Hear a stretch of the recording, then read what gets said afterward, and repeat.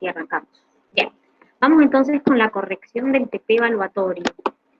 La primera pregunta nos habla sobre la teoría celular. Nos dice que marquemos lo correcto respecto a la teoría celular. Nos dice, en 1838, Schleiden llegó a la conclusión que los tejidos animales y vegetales estaban formados por células. ¿Eso es verdad? No, ¿Qué tiene de incorrecto eso? solo de los vegetales. Muy bien, en el 1838 él estableció que los vegetales estaban formados por células. Después, en el 1839, se incorpora o se extiende esto a los animales. ¿Sí? En el 1838 solamente hasta ese momento se habían estudiado los vegetales.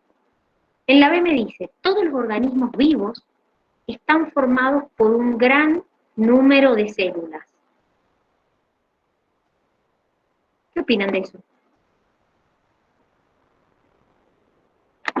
Hay organismos unicelulares también. Exactamente, recuerden que, de hecho se los aclaré cuando estábamos viendo la teoría celular, de que en realidad los organismos pueden estar formados por una o más células.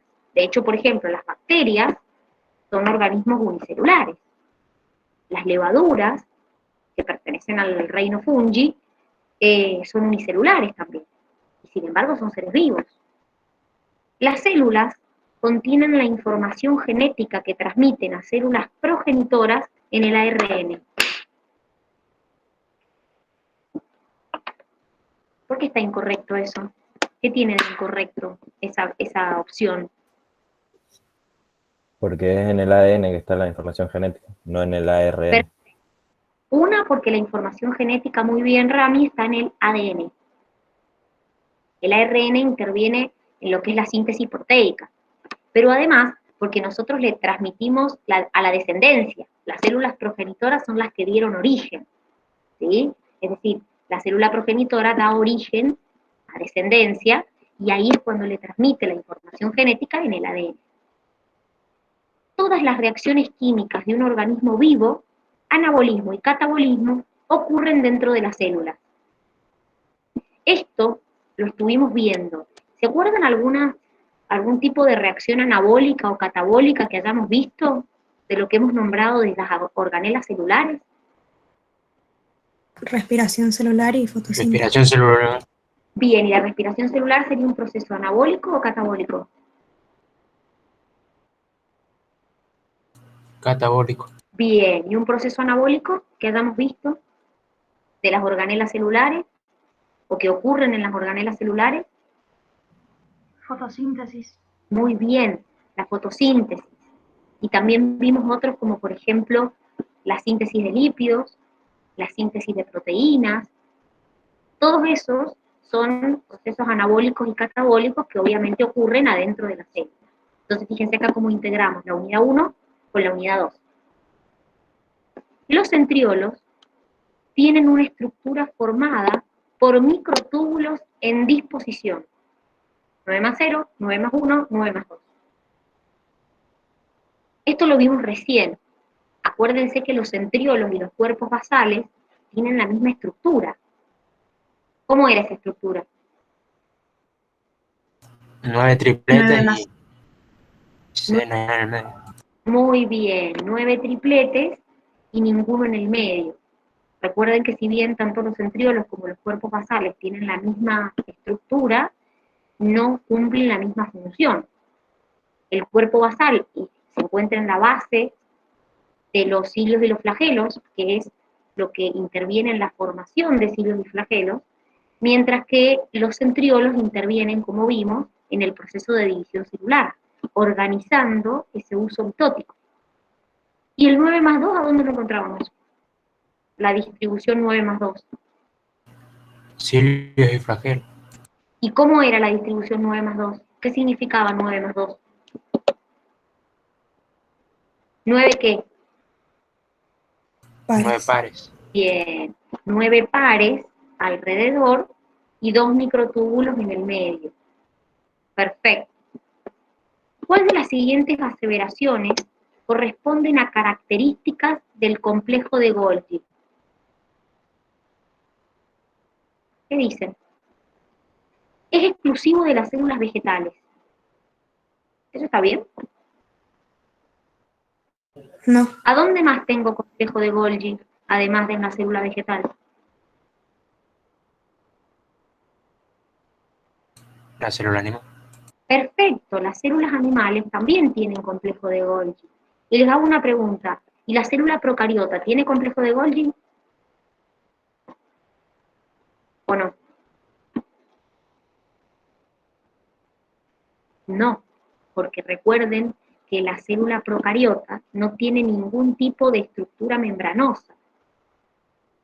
No tiene organelas membranosas y tampoco tiene sistema de endomembranas. No tiene retículo, no tiene lisosomas, no tiene complejo de Golgi, no tiene, ¿se entiende? Porque no tiene ningún tipo de estructura membranosa la célula procariota. Forma vesículas de secreción. ¿Eso está bien? Sí, ¿Y a dónde iban esas vesículas de secreción? ¿A dónde podían ir? Las vesículas que se formaban en el complejo de Golgi. ¿A dónde podían dirigir? ¿Adentro de la célula o afuera? Adentro de la célula, afuera o a la membrana. Perfecto. Sintetiza y reúne componentes de la pared. ¿Eso está bien?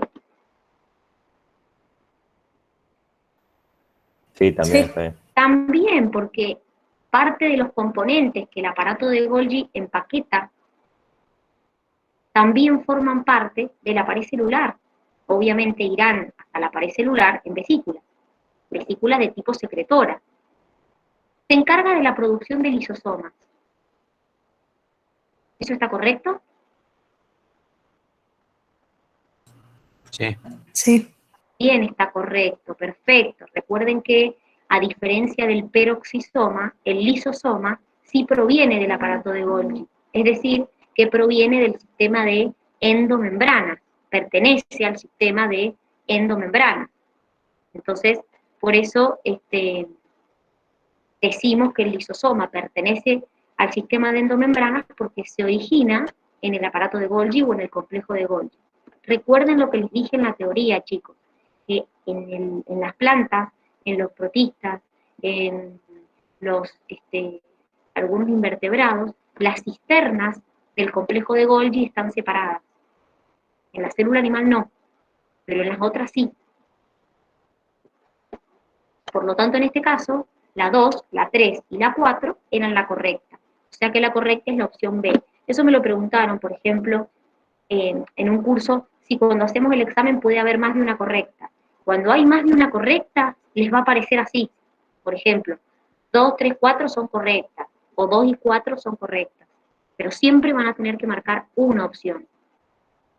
Entonces, por ejemplo, podríamos, les doy otro ejemplo, supongamos que hay 4 opciones, y que las 3, la A, la B y la C, están bien. Bueno, entonces probablemente la D diga todo es correcto. Entonces ustedes tengan que marcar la D, todo correcto, o todo es correcto. Siempre van a tener que marcar una sola opción en los exámenes. Vamos con la pregunta 4. De las siguientes asociaciones entre organelo y su función, la opción incorrecta es. ¿Por qué está incorrecta la opción B? Porque en el cloroplasto. Muy bien, porque la fotosíntesis sucede en el cloroplasto. Obviamente, tanto el cloroplasto como el cromoplasto son plásticos. ¿Se acuerdan qué almacenaba el cromoplasto? ¿Qué sustancias almacenaba? Pigmento. Los pigmentos carotenoides. Puede almacenar pigmentos como por ejemplo los carotenoides, perfecto. En cambio el cloroplasto almacena clorofila, entonces es el lugar donde se lleva a cabo la fotosíntesis. Recuerden también los que les conté de esto, que en las plantas los cloroplastos también sintetizan aminoácidos, bases nitrogenadas como las purínicas y las pirimidinas, ¿sí? Entonces, en realidad el cloroplasto cumple otras funciones en las plantas, además de el proceso de fotosíntesis, ¿sí? Eso también, guárdenlo, porque sale como en el último párrafo y por ahí uno no le da mucha importancia, y sí es importante. ¿Estamos? ¿Alguna duda hasta acá que tengan? ¿Que me quieran preguntar? Bien, seguimos entonces con la pregunta número 5. El crecimiento celular requiere de la formación de membranas. ¿Cuál de las siguientes organelas aumentará su actividad para aportar la suficiente cantidad de lípidos que se necesitan? Entonces, en conclusión, estoy necesitando lípidos. ¿Cuál de estas organelas va a incrementar su actividad si estoy necesitando lípidos? El ¿Cuál de REL. todas las... Muy bien, el REL. ¿Y qué otras funciones cumplía el REL, además de esto, además de sintetizar lípidos? ¿Qué otras dos funciones cumplía? Que también las vimos. Desintoxicación celular. Les dije yo que, por ejemplo, vuelve las sustancias tóxicas más solubles para que sean más fáciles de excretarse. Y también el REL cumple la función de permitir o ser el lugar de donde ocurre la glucogenólisis, que para el que no sabe, lisis significa ruptura. Entonces, glucogenólisis es la lisis, la ruptura del glucógeno. Cuando yo rompo glucógeno, que también lo vieron en la unidad anterior, lo que se libera es glucosa. Entonces ya van a ver cuándo se va a pasar eso, cuándo va a haber glucogenólisis. Ya lo van a ver un poquito más adelante. ¿Qué función cumplía el citoesqueleto? Ya que es la opción A. ¿Qué función cumplía en una célula?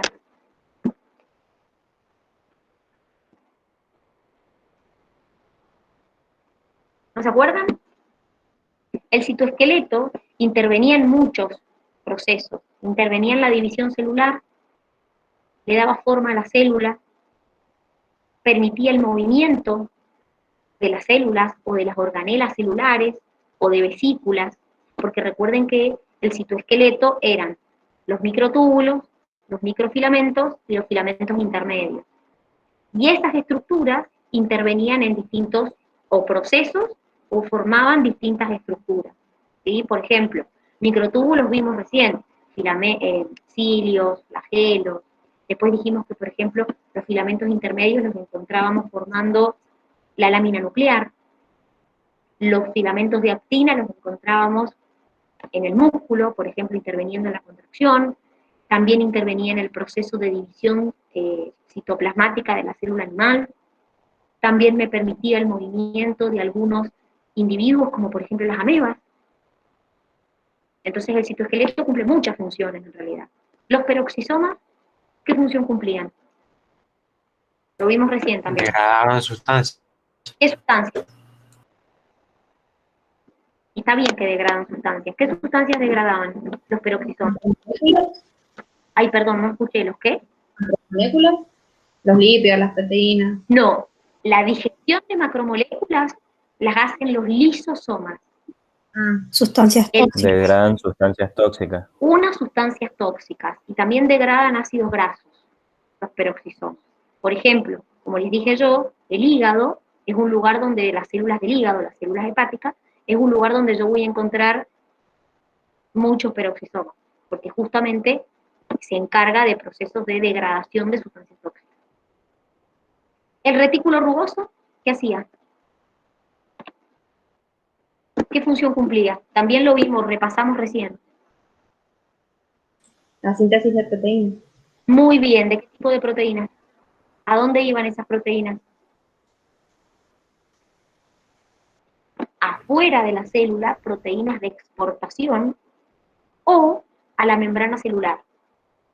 A diferencia de las proteínas que sintetizábamos en los ribosomas, que se usaban adentro de la célula. Vamos con la pregunta 6. El modelo del mosaico fluido de la membrana plasmática fue propuesta por... ¿Quién propuso el modelo del mosaico fluido? Nicholson y Singer. ¿Alguien se acuerda qué decía ese modelo? El modelo del mosaico fluido, lo vimos cuando vimos la membrana. ¿Qué decía ese modelo? Piensen. Fluido. Por eso se llama mosaico fluido. Que las proteínas pueden desplazarse lateralmente. Muy bien, en realidad lo que decía este modelo es que la membrana plasmática es una capa de lípidos a donde hay proteínas embebidas y que los componentes de esa membrana no son fijos, sino que son, como dijo recién la Juli, se pueden desplazar lateralmente. Entonces eso hace que la membrana tenga una cierta fluidez, que no sea una estructura rígida. Entonces, por eso se le denomina mosaico fluido. La membrana citoplasmática es una bicapa fosfolipídica que presentan todas las células, cuya composición es distinta en su cara externa e interna. Marque la opción que corresponda. La cara interna es rica en glucolípidos y glucoproteínas.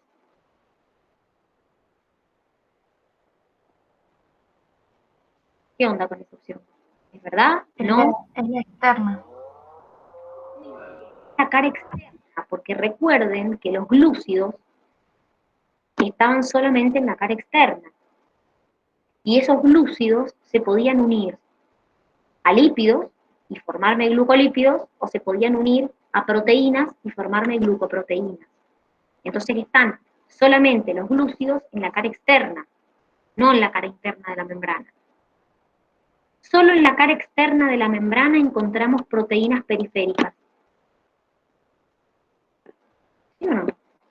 Acuérdense que las proteínas periféricas son las que no atraviesan la membrana. Podían estar en las dos caras, en la interna y en la externa. Podían estar en la cara externa o podían estar en la cara interna. Solo la cara externa presenta proteínas integrales. Las proteínas integrales son integrales, están integradas totalmente en la membrana. Entonces no están en una cara o en la otra, atraviesan directamente la membrana. El glucocáliz tiene función de adhesión y de reconocimiento. Acuérdense que el glucocáliz, ¿por qué estaba formado el glucocáliz? Por glucolípidos y glucoproteínas. Perfecto, muy bien. Y las funciones que cumplían era reconocer sustancias y permitirle a la célula adherirse a otra célula o a una superficie. Vamos con la pregunta 8. Entre las diferencias entre células procariotas y eucariotas encontramos: la célula procariota no posee envoltura nuclear, mientras que la eucariota sí. ¿Es así o no? Sí. Bien, exactamente. De hecho, es lo que distingue fundamentalmente una célula procariota de una eucariota. Que la eucariota, como tiene envoltura nuclear, tiene un núcleo definido. ¿Alguien se acuerda cómo era esa envoltura nuclear? ¿Cómo estaba formada? ¿No? Era una doble bicapa fosfolipídica.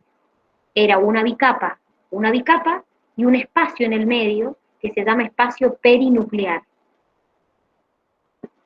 La célula procariota tiene menor tamaño que la eucariota.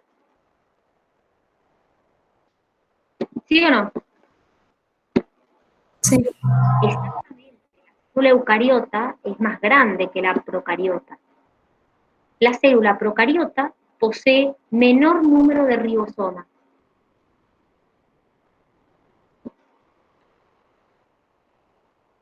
Al revés, las células procariotas, las bacterias, tienen mucha cantidad de ribosomas, pueden tener miles de ribosomas. Siempre tienen más cantidad que la célula eucariota. Lo que pasa es que los ribosomas de la célula eucariota son más grandes. Acuérdense que los de la célula eucariota eran 80S y los de la procariota eran 70S. Pero en cantidad, la procariota tiene mucha más cantidad de ribosomas. ¿Y eso por qué estará, con qué se relacionará? ¿Por qué tendrá más ribosomas la procariota? Piensen, lo estuvimos viendo. Porque debe necesitar más proteínas. Perfecto, muy bien, porque recuerden, chicos, que dependiendo de lo que la demanda de la célula, es lo que va a tener en mayor cantidad. Si mi célula necesita más ATP, y bueno, tendrá más mitocondrias. Si mi célula necesita más proteínas, y bueno, tendrá más ribosomas.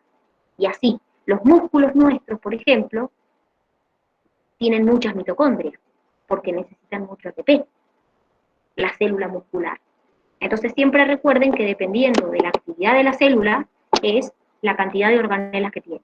Por lo tanto, acá la correcta era A y B son correctas. Vamos con la 9. ¿Qué tienen en común el retículo endoplasmático y el núcleo celular? La presencia de ADN. ¿Quién tiene ADN? El núcleo. Exacto. El retículo endoplasmático no tiene ADN. El núcleo adentro tiene ADN. La presencia de centriolos. ¿A dónde están los centriolos? En el núcleo también. No, están en el citoplasma. Dentro del núcleo, lo único que yo encuentro es ADN y el nucleolo. Entonces, los centriolos no están ni en el retículo ni en el núcleo. Están en el citoplasma. La ausencia de peptidoglucano. Y acá no sé si saben lo que es el peptidoglucano, si alguno lo buscó o lo leyó. El peptidoglucano es una sustancia que forma la pared de las bacterias. ¿Se acuerdan cuando vimos las paredes celulares? Que vimos la de la planta, la de los hongos, la de, no sé, la de las bacterias. Y yo les dije, chicos, por más que todos tengan pared, estructuralmente son distintas. Entonces les dije, por ejemplo, bueno, las plantas tienen celulosa, los hongos tienen quitina. Bueno, las bacterias en su pared celular tienen peptidoglucano. Entonces, claramente, ni el retículo ni el núcleo tienen peptidoglucano. Es una sustancia que está en la célula procariota. Por eso, esa era la correcta. Hay muchos que me marcaron como correcta la D, la ausencia de ribosomas. Porque me dicen, ah, claro, bueno, pero el núcleo no tiene ribosomas y el retículo liso tampoco. Y acá, chicos, les voy a hacer una aclaración para que les sirva de acá en adelante cada vez que rindan un TP, un examen. No den nada por supuesto. Ahí no dice retículo endoplasmático liso, dice retículo endoplasmático. Cuando en una opción de medicina no les dice algo, no lo supongan ustedes. Porque ahí no me dice retículo liso o retículo rugoso, me dice retículo. Entonces, no den nada, por supuesto, porque justamente las consignas de la Facultad de Medicina se caracterizan por ser muy capciosas. Entonces, si yo no te pongo las palabras completas, no las supongan ustedes. No supongan que ahí se estaban refiriendo al retículo endoplasmático liso, porque ahí no decía retículo endoplasmático liso. Entonces, si acá, por ejemplo, en la misma consigna me hubiera dicho el retículo endoplasmático liso y el núcleo, ahí sí hubiera estado correcta la opción D. ¿Está? Porque ni el retículo liso ni el núcleo tienen ribosoma. Pero no me aclaraba qué retículo. ¿Se entiende? ¿Alguno marcó la D como correcta?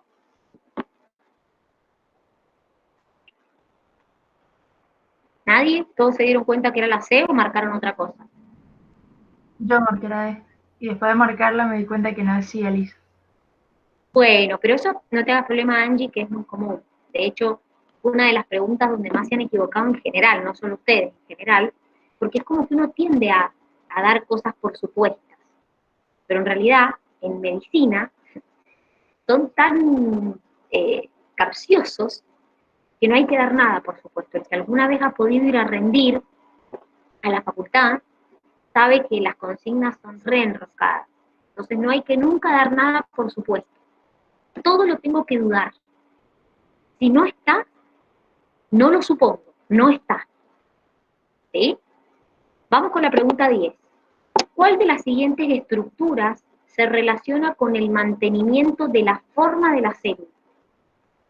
¿Núcleo, citoplasma, citoesqueleto o cilio? La correcta era el citoesqueleto, que mencionamos recién. Recuerden que cuando vimos la forma celular, que vimos el tamaño y la forma, yo les dije, chicos, la forma de la célula depende de tres cosas. de la pared, si es que tiene pared, del citoesqueleto y de la presión que ejercen las células vecinas. Entonces, por eso acá la correcta era la C. Ahora, ¿cuál es la función de un núcleo? ¿Qué función tiene el núcleo de la célula? Almacenamiento de la información genética. Bien, y es como el que coordina todas las actividades de la célula. ¿Sí? El citoplasma, recuerden que no es lo mismo que el citosol. El citoplasma contiene al citosol, a las organelas y a los organoides microtubulares. ¿Y los cilios qué funciones cumplían?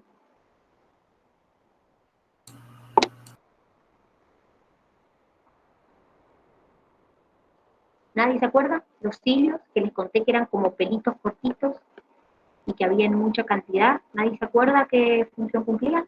Permiten el movimiento de las células. Más que sí, en De realidad, las sustancias, y lo anoté, pero sí está bien que lo hayas anotado, vale, perfecto, perfecto. Recuerden que yo les conté que, por ejemplo, lo encontrábamos en el tracto respiratorio y permitía que las sustancias se desplazaran sobre, ¿vieron cuando, por ejemplo, sentimos como que nos pica acá, la faringe o la garganta? Porque muchas veces esos cilios se mueven porque ha entrado alguna partícula extraña y se mueven para tratar de eliminarla, se baten, diríamos, ¿sí? Se mueven. Entonces, el cilio permite que las sustancias se desplacen sobre esa estructura. Lo mismo pasa en el oviducto en la mujer.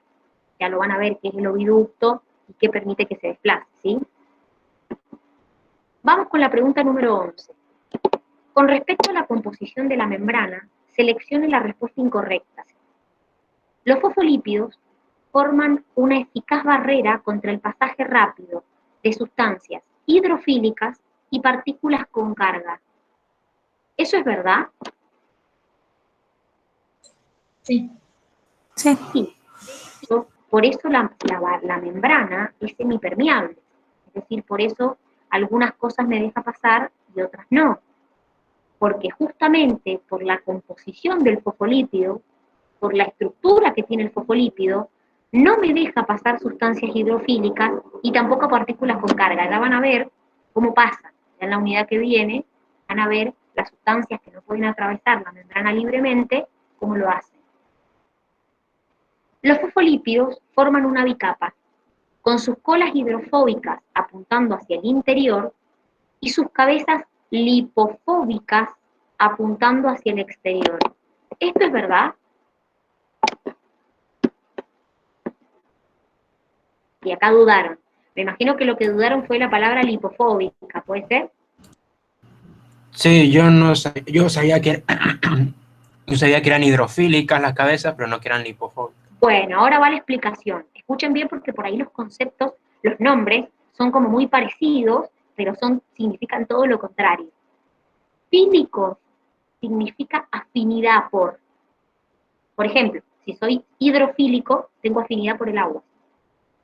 Si soy lipofílico, tengo afinidad por las grasas. Ahora, fóbico significa todo lo contrario. Repelo, rechazo. Si soy hidrofóbico, no tengo afinidad con el agua, la rechazo, la repelo. Si soy lipofóbico, repelo, rechazo a las grasas. Ustedes se aprenden como los conceptos, las palabras, como les dije recién. Lisis, ruptura, fílico, afinidad. Es más fácil por ahí entender conceptos en biología. Entonces, ¿por qué voy a esto? ¿Se acuerdan que nosotros vimos los fosfolípidos y vimos que había una cabeza y una cola? Y dijimos, chicos, la cabeza es hidrofílica y la cola es hidrofóbica. Bueno, cuando algo es hidrofílico, como la cabeza del fosfolípido, que tiene afinidad por el agua, no tiene afinidad por las grasas. Entonces, si es hidrofílica, es lipofóbica. Y la cola era hidrofóbica, es decir, no tenía afinidad por el agua. Entonces es lipofílica. ¿Se entiende? ¿O son muchos nombres mezclados entre sí? ¿Más o menos? ¿Se entiende? Fíjense, la cola me dice que es hidrofóbica, eso es verdad. Y en la cabeza, en vez de decirme que es hidrofílica, que también estaría correcto, me dice que es lipofóbica, que también está correcto, porque no tiene afinidad por las grasas. Es hidrofílica, tiene afinidad por el agua la cabeza del fosfolípido. ¿Se entendió, chicos? ¿O no? ¿O más o menos? Sí, se entendió. Bien.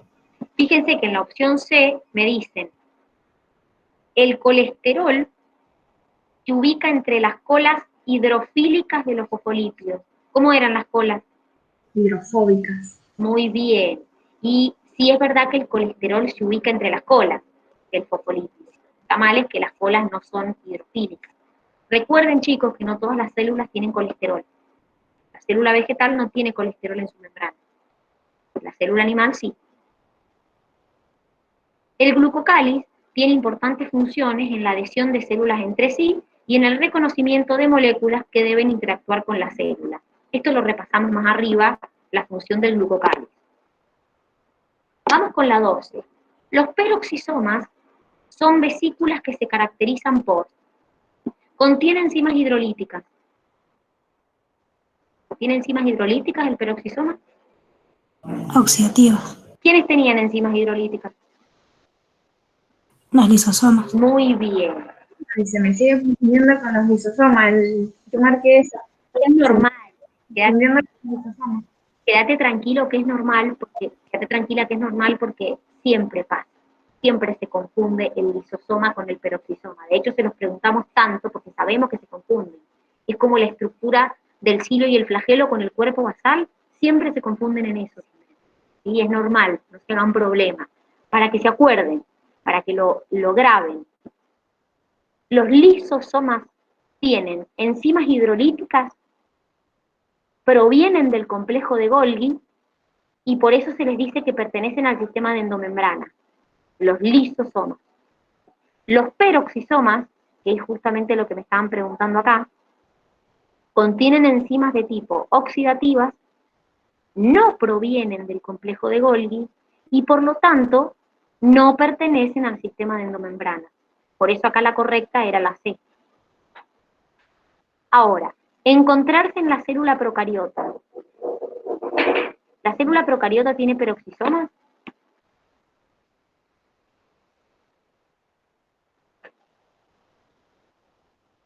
¿La célula procariota tiene peroxisomas? No. No tiene organelas, chicos, no tiene organelas membranosas. Lo único que tiene la célula procariota son ribosomas, nada más. No tiene lisosoma, no tiene peroxisoma, no tiene sistema de endomembrana, no tiene mitocondria, no tiene cloroplasto, no tiene nada de eso. ¿Sí? Vamos con la 13. Respecto a la teoría endosimbiótica, marque la opción falsa. Fue propuesta por la investigadora Lynn Margulis hace 30 años. Uno de los sustentos de la teoría es que la mitocondria posee ADN lineal como las bacterias. ¿Por qué está incorrecta esa?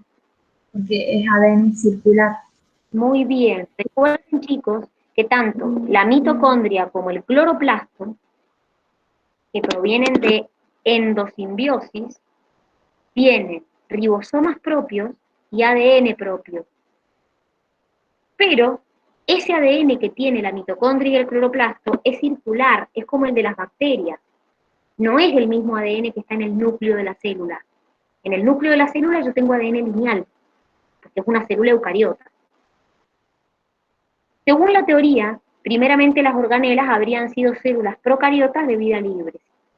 Las células procariotas habrían sido fagocitadas por células de mayor tamaño. También es correcto, es justamente lo que explica Lynn Margulis en su teoría, eso de la fagocitosis, de la célula más grande que me fagocitó a las células procariotas que antes eran bacterias de vida libre.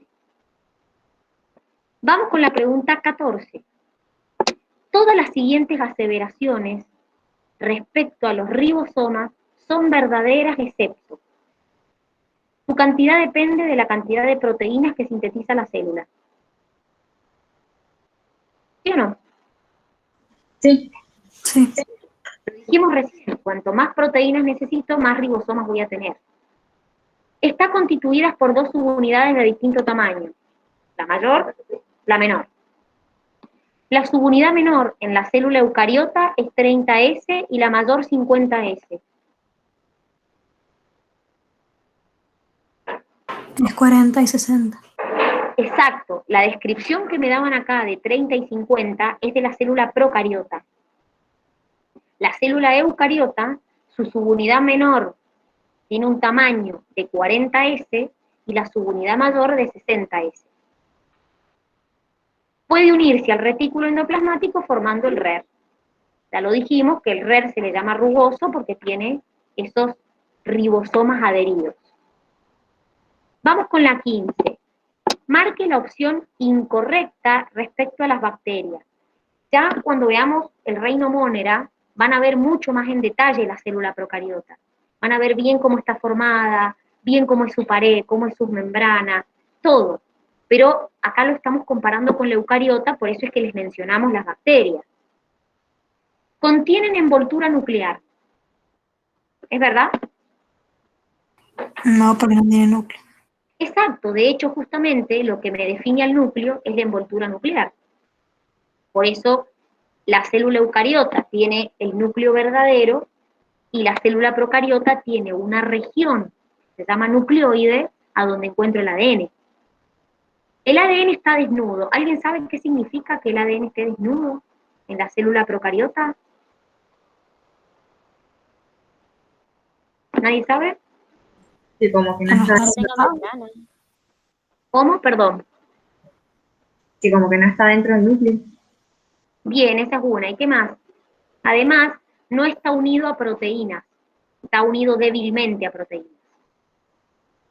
Su pared contiene peptidoglucanos, eso lo vimos antes.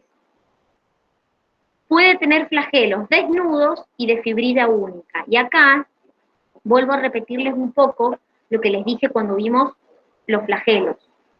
La célula procariota también tiene flagelos, porque se desplazan, hay bacterias que se desplazan, pero tiene diferencias con nuestros flagelos. El flagelo nuestro tenía microtúbulos alrededor, microtúbulos en el medio y una membrana plasmática que lo rodeaba. Bueno, la principal diferencia es que los flagelos de la célula procariota no están rodeados por una membrana, entonces por eso se les llama flagelos desnudos. Y además, que el flagelo de las procariotas, el flagelo de las bacterias, no tiene microtúbulos, sino que está formado por una fibrilla única. Entonces, sí tienen flagelos, pero estructuralmente son distintos a los nuestros. ¿Quedó alguna duda del práctico? ¿Algo que me quieran preguntar? ¿De alguna pregunta que hayamos visto? ¿No? Bueno, entonces, hasta acá llega la corrección del TP evaluatorio número